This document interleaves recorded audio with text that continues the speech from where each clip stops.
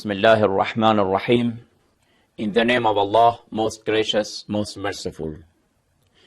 We are talking about human rights from the Islamic point of view. And at the same time, we want to have a look to the Universal Declaration of Human Rights and to see what do they mean by these human rights and what are the opinions of Islam regarding the rights of human beings. When we look at the Universal Declaration, which has 30 articles, in Article 3, 3 rights are being considered for human being. I read Article 3. It says, everyone has the right to life, liberty, and security of person. This is Article 3.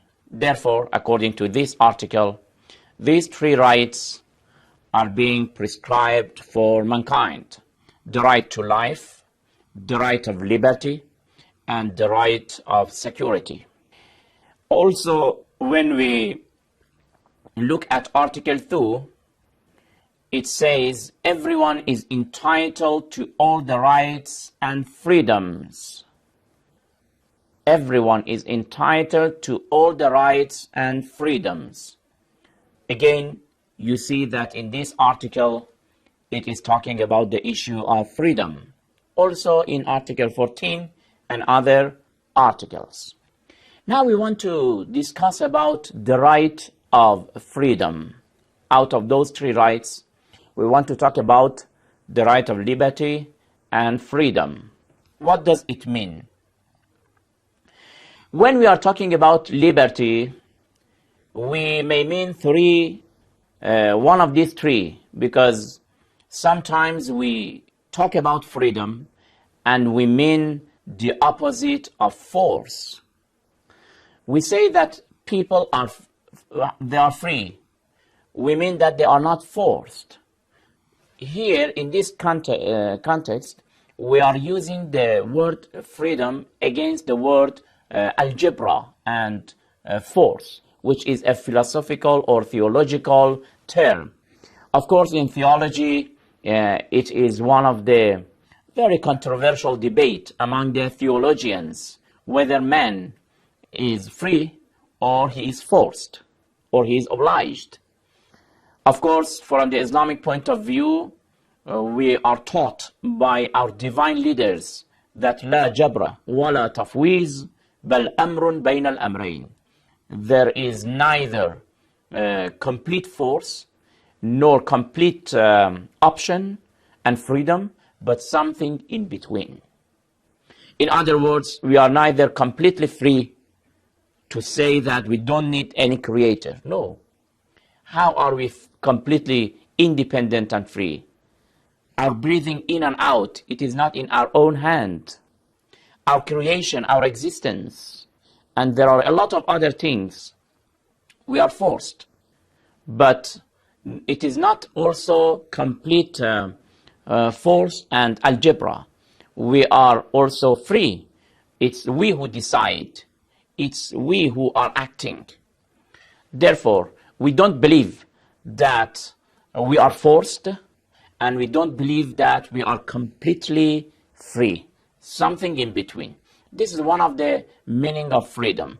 Of course, this is a very long debate, and here we don't want to talk about the details of this issue. The second meaning of freedom is when we say man is free, we mean that they have the authority to decide about their own destiny.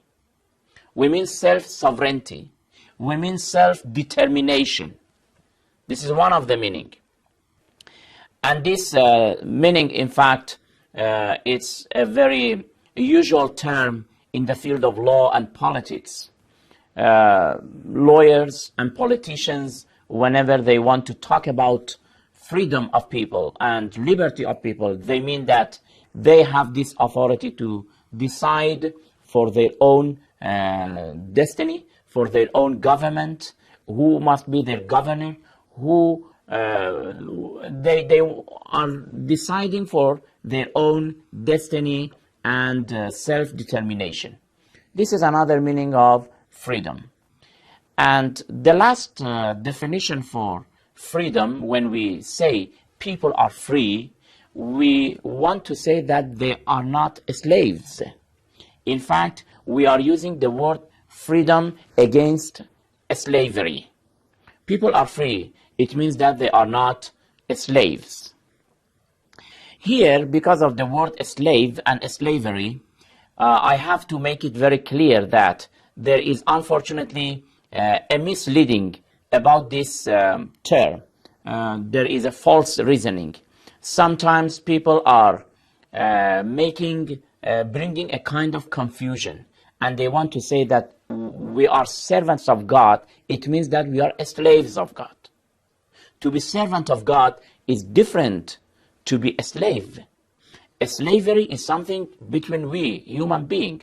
Of course, fortunately, now it is perished and it is vanished. But in the past, there were some masters, some rich people, and they had a lot of slaves.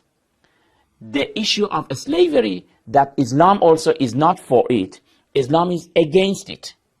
And this is why we believe and we claim that Islam was a good cause, a main factor for destroying the issue of slavery. But when we are talking about to be servant of God, it is servitude of God.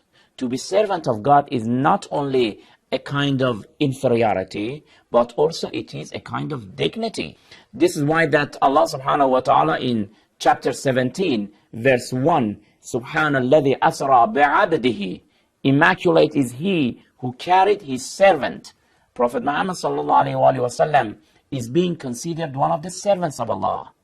Therefore, what we want to say is that to be servant of your Lord, to be servant of Allah, it is a kind of dignity. It is not inferiority. It is not slavery. Slavery is totally different from the issue of being servant of God, because we are creatures of God. He is our owner. Therefore, these were three meanings for the issue of liberty and freedom. We don't want to talk about freedom and force.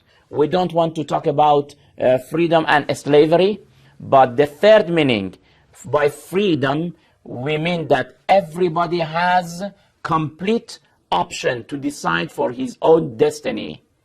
Is it true or not? Is there any limitation for the issue of freedom or not? This is something that we have to discuss it in next program. Until then, thank you very much. Wassalamu alaikum wa rahmatullahi wa barakatuh.